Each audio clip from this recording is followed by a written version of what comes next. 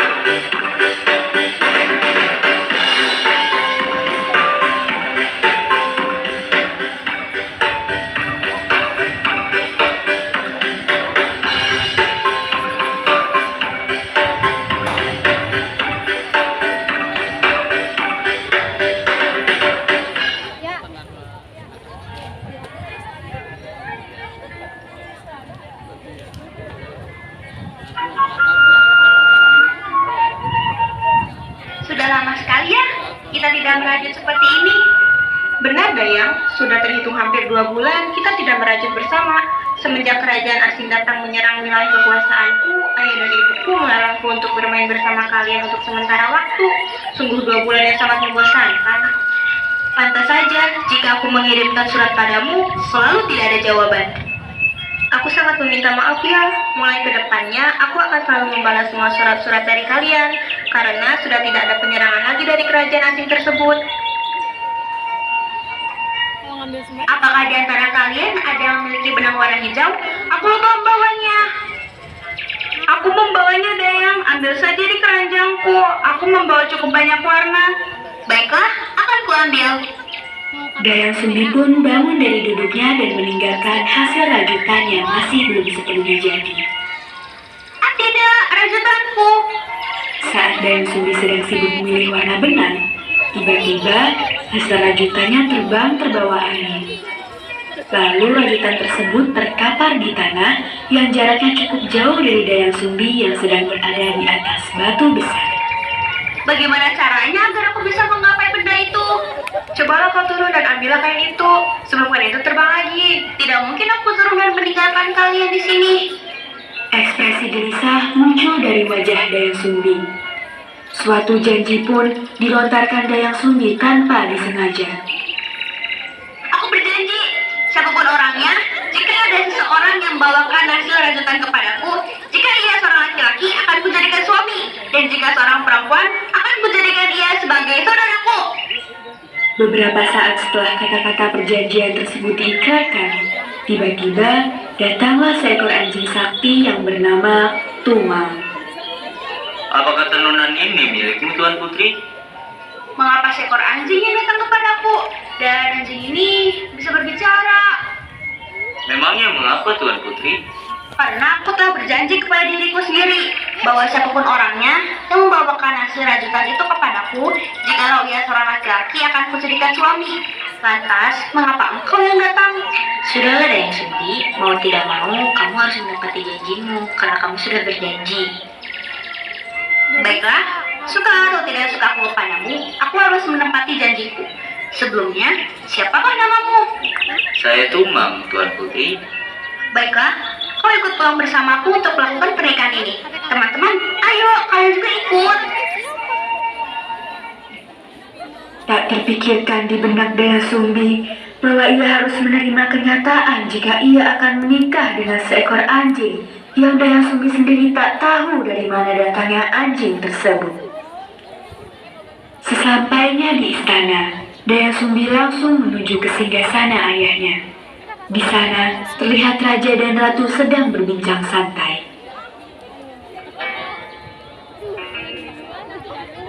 Ayah, ibu, bolehkah aku berbicara sebentar? Tentu saja, Nak. Apa yang ingin kamu bicarakan? Jadi di saat aku merajut tadi, tidak sengaja rajutanku terbawa angin. Dan itu cukup jauh dari tempat dudukku. Maka aku membuat janji. Janji itu apabila ada seseorang yang mengambil rajutan itu kepadaku, jika ia seorang laki-laki akan kujadikan ia sebagai suami. Namun jika perempuan akan kujadikan ia sebagai adikku. Lalu yang datang mengambilkan tenunku adalah seekor anjing, Bu. Namun anjing ini anjing cantik yang bisa berubah dirinya menjadi manusia. Tuntaskanlah perjanjianmu itu, Nak. Kamu sudah berjanji padanya. Itu sudah menjadi tanggung jawabmu. Tapi Bu, aku tidak tahu siapa dia. Dan aku tidak tahu berasal dari mana dia. Dan aku pun tidak mencintainya. Nah, laksanakanlah janjimu. Mau bagaimanapun, kau sudah berjanji padanya. Sama saja dengan berdusta jika kau tidak menepati janjimu itu. Lagi pula, teman-temanmu menyaksikan ketika dirimu mengucapkan janji itu kan. Ayah ingin kamu menjadi anak yang dapat menepati janjinya dengan baik. Jangan kecewakan ayah dan ibu. Baiklah ayah ibu, Dayang Sumbi akan menepati janji untuk menikah dengannya. Benar saja, di keesokan harinya, Dayang Sumbi pun menikah dengan Tumang sesuai janji yang ia ucapkan. Dayang Sumbi dan Tumang pun hidup bahagia setelah menikah. Bahkan, Dayang Sumbi pun sudah dapat mencintai Tumang dengan sepenuh hati, begitupun dengan Tumang. Tak terasa, waktu berlalu begitu cepat. Dayang Sumbi dan Tumang dikaruniai oleh seorang putra yang berparas tampan. Ia bernama Sangkuriang.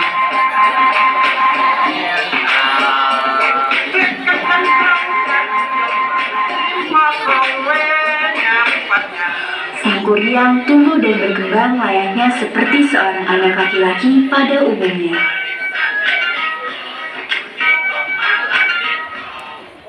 Ibu, Sangkuriang pergi menangkap ikan bersama teman-teman dulu ya, Bu. Tumang ikut bersamaku juga, Bu. Baiklah nak, pulanglah sebelum sore ya, jaga dirimu dengan baik. Baik, Bu.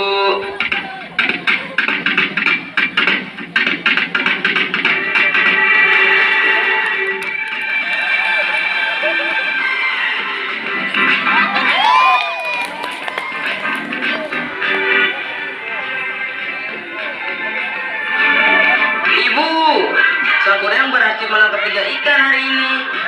Wah, kamu sangat berbakat dalam hal menangkap ikan. Ibu sangat bangga kepadamu. Semoga saat kamu dewasa nanti, kamu bisa menjadi sosok pria yang baik, kuat, tangguh, dan hebat ya nak. Siap, Bu. Sangkuriang janji. Dalam perjalanan waktu yang senantiasa bergulir, Sangkuriang berkembang dan tumbuh menjadi seorang pemuda yang tampan, rupawan, dan gagah. Pada suatu ketika, Dayang Sumbi memanggil putranya dengan suatu maksud. Nak, ibu sangat menginginkan daging rusa saat ini. Bisakah kamu berburu ke hutan untuk menangkap seekor rusa? Kamu bisa pergi dengan Tumang sekarang. Ibu, Sangkuriang bukan anak kecil lagi. Ya, setiap Sangkuriang pergi harus ditemani Tumang. Biarkanlah Sangkuriang berburu sendirian. Tidak, Nak. Pergilah kau dengan Tumang. Baiklah, Bu.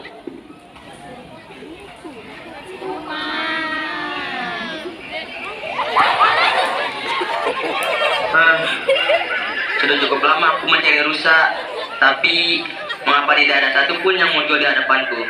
Aku tidak akan pulang ke rumah jika aku tidak berhasil membawakan apa yang kuinginkan. Apa aku hujamkan saja anak panah ini pada tubuh Tumang? Lagi pula, ibu tidak akan tahu daging apa yang ku dapatkan. Lalu, Sangkuriang mengarahkan busurnya ke arah Tumang. Dan benar saja, ia telah melakukannya. Tumang pun terkena anak panah Sangkuriang, dan tak lama kemudian Tumang pun sekarat dan akhirnya mati. Begitu Sang Kuryang tiba di rumah, ia langsung menyerahkan daging yang sebenarnya adalah daging tumbang itu kepada ibunya. Bu, lihat apa yang kudapatkan. Wah, kamu benar-benar berbakat dalam hal berburu, nak. Terima kasih banyak ya.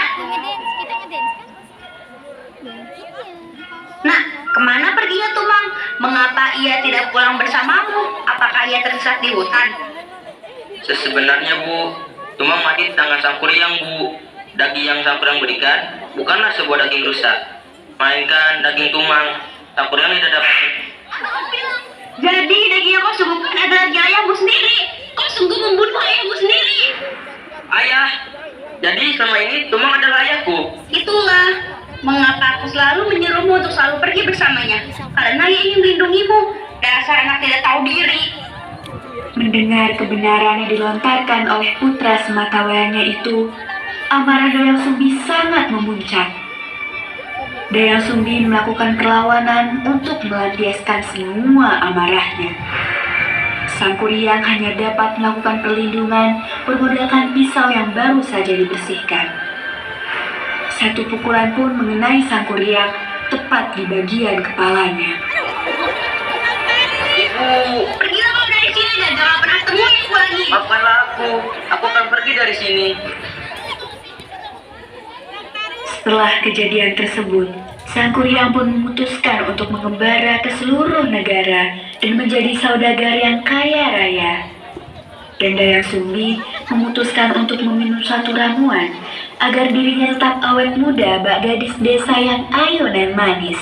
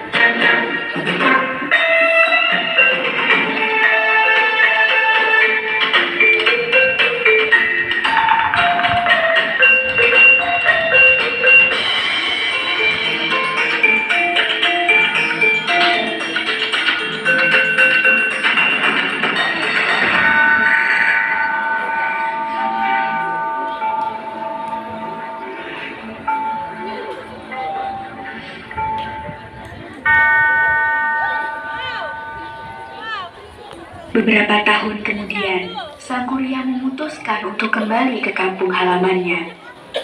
Ketika ia berada di kampung halamannya, Sang Kuryang sangat heran melihat banyak perubahan yang terjadi pada kampung halamannya.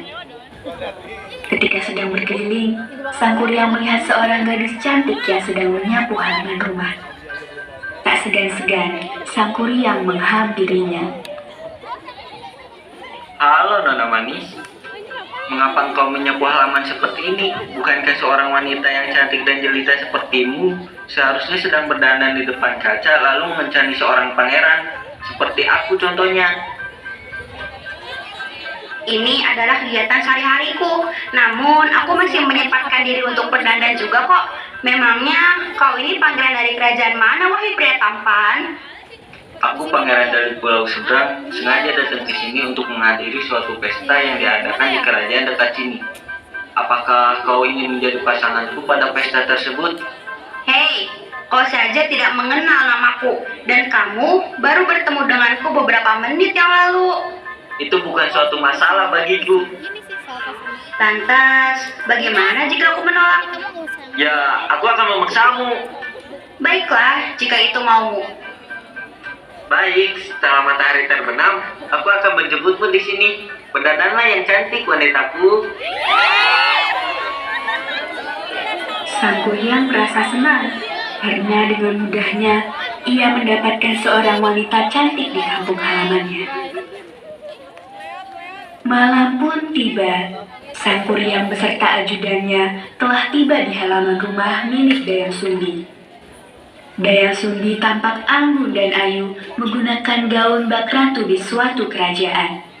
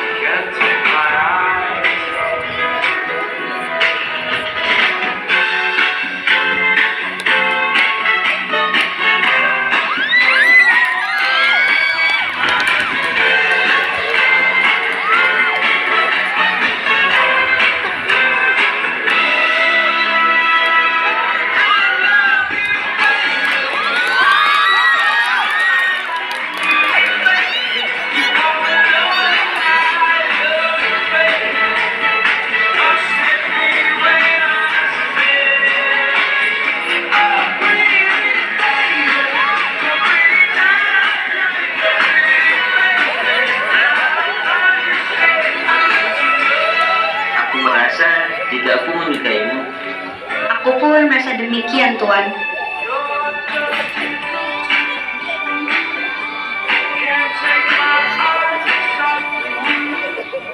Tidak apa. Sini biar aku bantu pasangkan. hatimu sangat lembut. Terima kasih atas bantuanmu. Luka apakah ini? Apa kamu melawan musuh saat kau perang dan meninggalkan bekas luka? Tidak, Nona. Ini adalah bekas luka yang diberikan ibuku ketika ia mengetahui bahwa aku membunuh anjing kesayanganku dan ibuku. Sekujur tubuh Dayang Sumbi seketika kaku mendengar pengakuan yang dilontarkan oleh pria yang mulai ia cintai. Seketika, ia teringat pertarungan besar yang ia lakukan dengan anaknya ketika ia mengetahui bahwa suaminya dibunuh di tangan anak sematawayangnya.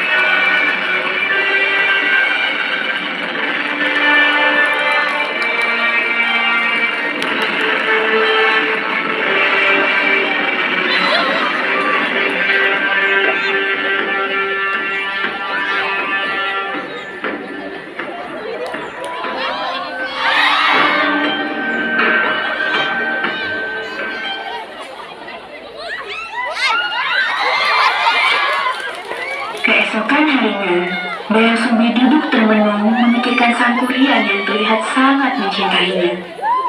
Ia takut jika suatu waktu sang Kurian mengajaknya untuk menikah.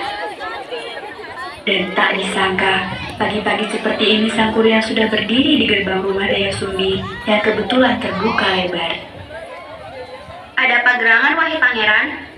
Begini, semenjak pesta semalam, aku memulaikan tekad untuk segera menikahimu. Karena aku menyukaimu, dan aku rasa kau juga menyukaiku. Maka dari itu, tunggu apa lagi? Maaf tuan, sesungguhnya aku belum mengenalmu sepenuhnya. Bahkan aku pun belum mengetahui siapa namamu. Namaku Sang Kuryang. Sang Kuryang? Kau Sang Kuryang, anakku. Aku ingin mengatakan hal sesungguhnya bahwa engkau adalah putraku. Kau adalah anakku. Aku yang dahulu pernah memukul kepalamu sehingga berbekas seperti itu. Kau bohong. Apa kau meragukan cintaku? Makanya kau mengarang cerita yang tidak-tidak supaya dapat menolak tawaranku. Bukan begitu? Apa yang aku ceritakan adalah benar. Aku adalah ibumu, nak. Apa kau tetap bersikeras untuk menikahiku? Tentu saja. Aku tidak peduli dengan alasanmu itu. Baiklah, aku akan bersedia menjadi istrimu. Namun dengan satu syarat. Apapun akan kulakukan untukmu, Nona. Aku ingin engkau membuat sebuah bendungan dan membuatkanku sebuah perahu. Syarat tersebut harus bisa terpenuhi sebelum fajar tiba. Jika gagal, kau tidak bisa menikahiku. Baiklah, akan kulakukan itu agar ku bisa menikahimu. Sepulangnya sang Kuryang dari rumah Dayang Sumbi, sang Kuryang langsung memanggil para jin-jin miliknya untuk membantu menyelesaikan persyaratan yang Dayang Sumbi inginkan. Para jin-jin tersebut dengan sigap membuat bendungan dan perahu sesuai arahan dari sang Kuryang.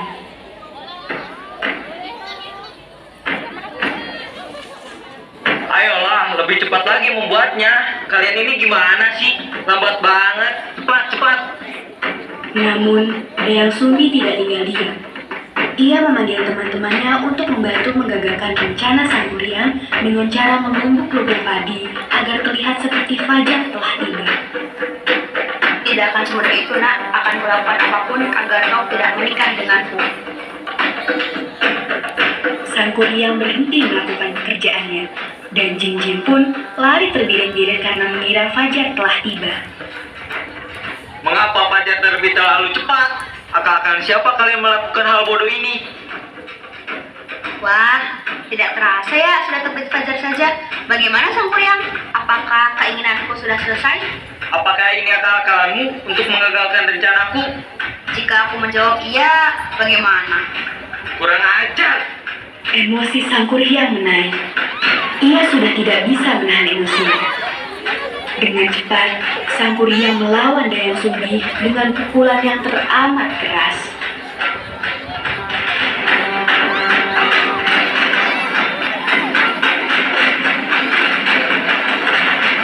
Dengar, aku tidak peduli. Lihatlah ulama yang telah mengagalkan rencanaku. Ia mengutuk ibunya sendiri, kemudian ia menendang perahu yang ia buat bersama para jin-jinnya hingga membuat perahu itu terbalik. Kemudian, perahu itu membentuk sebuah gunung yang kini dikenal dengan sebutan Gunung Tangkuban Parahu.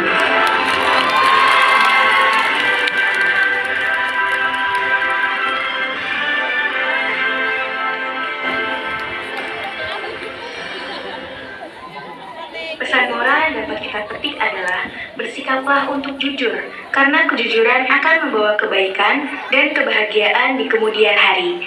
Perbuatan curang akan merugikan diri sendiri, serta bisa mendatangkan musibah bagi diri sendiri ataupun orang lain. Juga jangan gegabah dan terburu-buru dalam memutuskan sesuatu, apalagi jika hati dan pikiran kita sedang dipenuhi dengan amarah. Selalu berpikir jernih sebelum bertindak.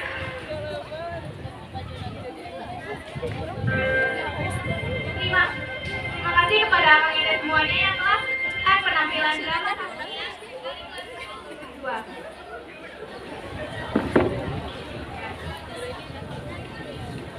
Dan inilah orang-orang yang terlibat.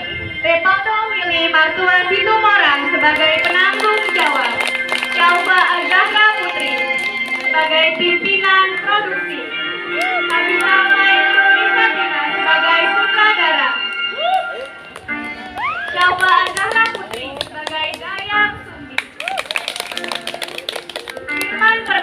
dan Muhammad Irfa Maulana sebagai Sang Kuryang.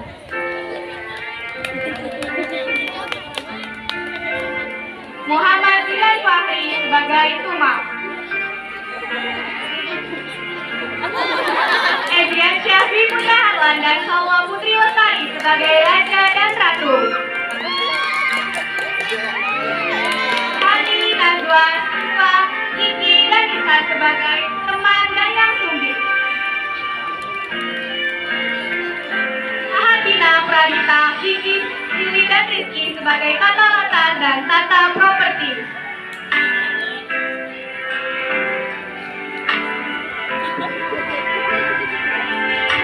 Reniah Ganawang sebagai pengatur tali dan silat. Dini Rida Aulia sebagai bendahara. Dan inilah kunjungan terakhir dari kami.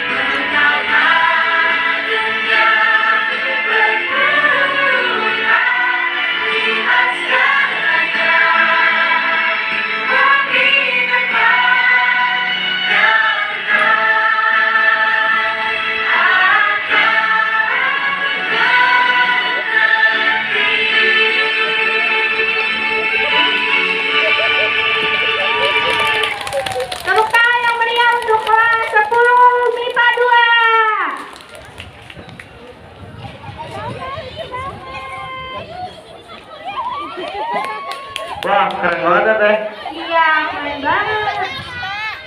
Acara hari ini akan kami jelaskan terlebih dahulu. Untuk teman-teman semuanya dan para guru dipersilakan untuk beristirahat. Dan yang untuk beragama muslim dipersilakan untuk ibadah sholat zuhur terlebih dahulu. Karena acara akan dilanjut setelah jam 12:30. Terima kasih. Oh sorry, jam 12.30.